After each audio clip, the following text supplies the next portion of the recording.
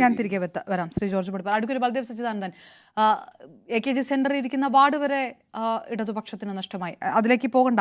രണ്ടാം പിണറായി ഒന്നിൽ നിന്ന് രണ്ടിലേക്ക് എത്തുമ്പോൾ ആ സമയത്തുണ്ടായിരുന്ന ചർച്ചകളിൽ, അന്നുണ്ടായിരുന്ന വിമർശനങ്ങളിൽ, അന്ന് നടന്ന ചാനൽ ചർച്ചകളൊക്കെ ഭാഗമാക്കാവുന്ന ഒരാൾ കൂടിയാണ് താങ്കൾ.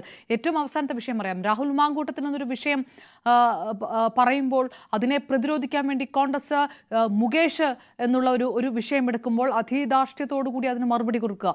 ചരിത്രത്തിൽ ഇതുവരെ ഇല്ലാത്ത രീതിയിൽ കൊല്ലത്ത് ഒരു തിരിച്ചടി കിട്ടുക. ഇതൊന്നും കൂട്ടിച്ചേർത്ത് വായിക്കേണ്ട, പക്ഷേ അത് ഇടതുപക്ഷത്തെ സംബന്ധിച്ചിടത്തോളം കൂട്ടിച്ചേർത്ത് വായിക്കേണ്ട ഒരു ബാധ്യത ഈ നിമിഷങ്ങളിലില്ലേ? ഇടതുപക്ഷ ജനാധിപത്യ മുന്നണിക്ക് ഇതിനു മുമ്പും ഇതിനേക്കാൾ വലിയ പരാജയങ്ങൾ ഉണ്ടായിട്ടുണ്ട്. അത് UDF-നും ഉണ്ടായിട്ടുണ്ട്. പലർക്കും ഇലക്ഷനിൽ ജയാപജയങ്ങൾ ഉണ്ടാകുന്നുണ്ട്. ചിലപ്പോൾ ഏറ്റക്കുറച്ചിലുണ്ടാകാം. 20 ലോക്സഭാ സീറ്റ് ഇടതുപക്ഷത്തിന് നഷ്ടപ്പെട്ട ലോക്സഭാ ചരിത്രവും കേരളത്തിലുണ്ട്.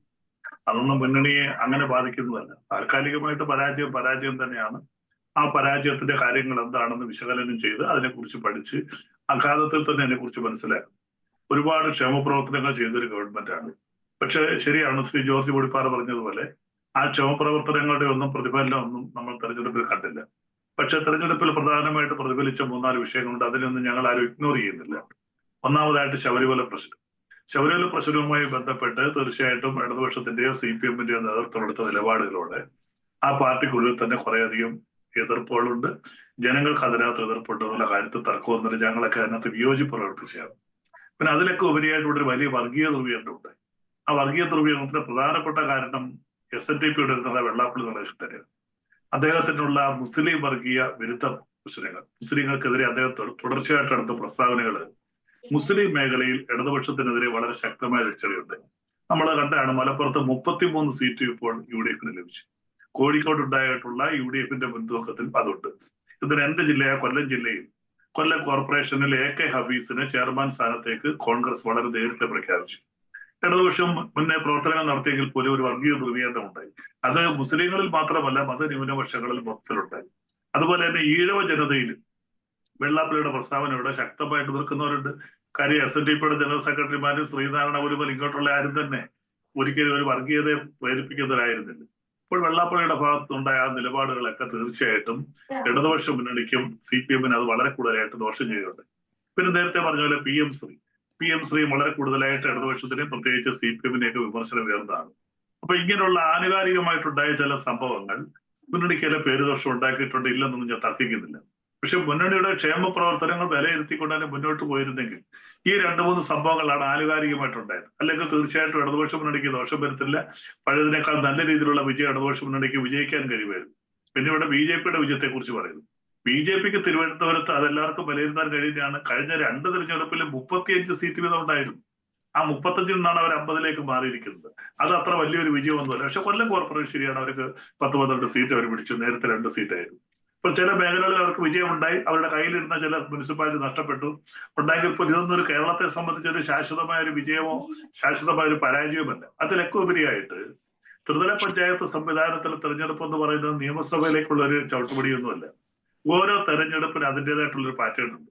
അങ്ങനെ കണക്കൂട്ടുകയാണെങ്കിൽ കഴിഞ്ഞ 2025-24 നടന്ന ലോക്സഭാ തെരഞ്ഞെടുപ്പിൽ ഏകദേശം 110-ഓളം മണ്ഡലങ്ങളിൽ UDF-നാണ് മുൻതൂക്കമുള്ളത്. ഇപ്പൊ 110 മണ്ഡലങ്ങളിൽ മുൻതൂക്കത്തിൽ നിൽക്കണം. നിയമസഭയിൽ അവർക്ക് ഇപ്പോൾ 1 വർഷമല്ലേ വ്യത്യാസം വരുന്നുള്ളൂ. അങ്ങനെ സംഭവിക്കും. നമ്മൾ 2019 കണ്ടാണ്. 2019 UDF-ന് വളരെ കൂടുതൽ പുരോഗതി ഉണ്ടല്ലേ. ഇടതുപക്ഷത്തിൽ ആകെ ഒരേ ഒരു സീറ്റാണ്. പക്ഷെ 2021 100-ഓളം സീറ്റുമായിട്ട് ഇടതുപക്ഷ ജനാധിപത്യ മുന്നണി അധികാരത്തിൽ വന്നു.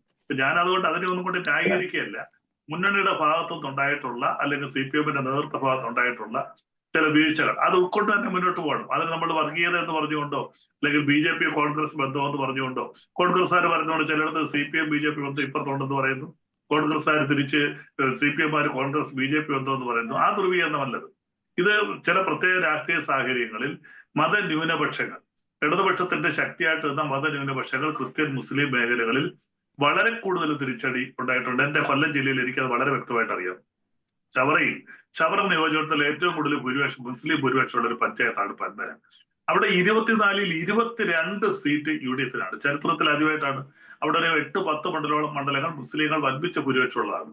അപ്പൊ അവിടെ ക്രിസ്ത്യൻ ഭൂരിപക്ഷമുള്ള ഭാഗങ്ങളുമുണ്ട്. അപ്പൊ തീർച്ചയായിട്ടും മതന്യൂനപക്ഷങ്ങൾ കേരളത്തിൽ ഏകദേശം 50% അടുത്ത് വരും. അപ്പൊ അവര് തീർച്ചയായിട്ടും ഇടതുപക്ഷത്തിന്റെ ഭാഗമായിട്ടുള്ള മതന്യൂനപക്ഷങ്ങൾ വ്യത്യാസപ്പെട്ടായിട്ടുണ്ട്. SNDP ജനറൽ സെക്രട്ടറിയായിട്ടുള്ള അവിഹിതമായിട്ടുള്ള ബന്ധം, അദ്ദേഹത്തിന്റെ പല തെറ്റുകളിൽ VS അച്യുതാനന്ദൻ അദ്ദേഹത്തിന് മൈക്രോ ഫൈനാൻസുമായിട്ട് ബന്ധപ്പെട്ട് ചില ആരോപണങ്ങൾ കൊണ്ടുവന്നെയാണ് അദ്ദേഹത്തെ സംരക്ഷിക്കുന്നതെന്ന് SNDP ഒരു വിഭാഗം. ഇപ്പോൾ ഇതിന് അവസാനമായിട്ട് NSSുമായിട്ടുള്ള സുമാരന്താരുമായിട്ടുള്ള ചില ബന്ധങ്ങൾ, ഇതൊക്കെ തീർച്ചയായിട്ടും ശരിയാണ്. ജോർജ് വെളിപ്പാറ പറഞ്ഞതുപോലെ ചില വർഗീയ ശക്തികളെ പ്രീണിപ്പിക്കുന്നുള്ള തോന്നൽ ഇടതുപക്ഷ ചിന്താഗതിയുള്ള കുറെ അധികം പേരുടെ ഇടയിൽ ഉണ്ടായിട്ടുണ്ട്. അത് മാറ്റിയെടുത്തു കഴിഞ്ഞാൽ ആ ഒരു സംഭവം ഉണ്ടായിരുന്നില്ലെങ്കിൽ ഇടതുപക്ഷ ജനാധിപത്യ മുന്നണി കഴിഞ്ഞതിനേക്കാൾ ശക്തമായ രീതിയിൽ തിരിച്ചു വരാൻ കഴിയുമായിരുന്നു. ഇപ്പോൾ അതിനകത്ത് ചില പോരായ്മകൾ പറ്റിയിട്ടുണ്ട്. അത് നല്ലതുപോലെ പഠിച്ചുകൊണ്ട് തന്നെ PM ശ്രീ ഉൾപ്പെടെയുള്ള വിഷയങ്ങൾ, PM ശ്രീക്ക് നമ്മൾ വളരെ വിദൂരതയിൽ ഇടതുപക്ഷത്തിനകത്തുള്ള ഘടകകക്ഷികളെല്ലാം തന്നെ അതിനെ എതിർത്തതാണ്, അതിനെ പിൻവലിക്കേണ്ടി വന്നു. PM ശ്രീ പദ്ധതികളായാലും അതിനുശേഷമുള്ള ലേബർ കോഡുമായി ബന്ധപ്പെട്ട കാര്യങ്ങളായാലും ഇതിനകത്തെല്ലാത്തിൽ തന്നെ ഒരു വിഭാഗം ജനങ്ങൾക്ക് എതിർപ്പുണ്ടായിട്ടുണ്ട്. ആ എതിർപ്പ് മാറ്റിയെടുക്കുന്നതിന് വളരെ പെട്ടെന്ന് തന്നെ ഇടതുപക്ഷ മുന്നണി കഴിയും. അതൊക്കെ മാറ്റിയെടുത്തുകൊണ്ട് തന്നെ അടുത്ത നിയമസഭാ തെരഞ്ഞെടുപ്പിന് വളരെ ശക്തമായിട്ട് മുന്നണി ഒറ്റക്കെട്ടായിട്ട് മുന്നോട്ട് പോകും. കോൺഗ്രസിനകത്തുള്ള ഐക്യമൊക്കെ ഞങ്ങൾ അതൊക്കെ സ്വാഗതം ചെയ്യുന്നു. ഒരു പാർട്ടിക്കകത്ത് എപ്പോഴും ഐക്യം നിലനിർത്തണം, ഒരു പാർട്ടി ഇല്ലാതാക്കണം. BJP പറയുന്നത് പോലെ കോൺഗ്രസ് മുക്ത ഭാരതം എന്നൊന്നും ഞങ്ങൾക്ക് മുദ്രാവാക്യമൊന്നുമില്ല. കേരളത്തിലായപ്പോലും ഞങ്ങൾക്ക് അങ്ങനെ മുദ്രാവാക്യമൊന്നുമില്ല. അതൊരു ജനാധിപത്യ പ്രസ്ഥാനമാണ്. അപ്പൊ ആ ജനാധിപത്യ പ്രസ്ഥാനത്തിന് നിലനിൽപ്പ് നമ്മുടെ ജനാധിപത്യത്തിന് ആവശ്യമാണ്. പക്ഷേ കോൺഗ്രസിന് നയപരമായ കാര്യങ്ങളോടാണ് എതിർക്കുന്നത്. അവരുടെ വർഗീയ പ്രകടനങ്ങളെ ഞങ്ങൾ എതിർക്കുന്നു. തീർച്ചയായിട്ടും അവരെ മതന്യൂനപക്ഷങ്ങളോട് കാണിക്കുന്ന ചില താല്പര്യങ്ങൾ, അവരുടെ മൃദുവായ ഒരു ഹിന്ദുത്വ സമീപനം, ഇതിനൊക്കെ ഞങ്ങൾ എതിർക്കുന്നുണ്ട്. അപ്പോൾ തീർച്ചയായിട്ടും തെറ്റുകൾ പരിഹരിച്ചുകൊണ്ട് ഇടതുപക്ഷ ജനാധിപത്യ മുന്നണിക്ക് വളരെ ശക്തമായിട്ട് തന്നെ അടുത്ത നിയമസഭാ തെരഞ്ഞെടുപ്പിൽ മുന്നോട്ട് പോകാൻ പറ്റും. ഈ തെരഞ്ഞെടുപ്പോ ഈ വിജയം എന്ന് പറയുന്നതൊന്നും നിയമസഭാ തെരഞ്ഞെടുപ്പിന്റെ പാറ്റേൺ അല്ല.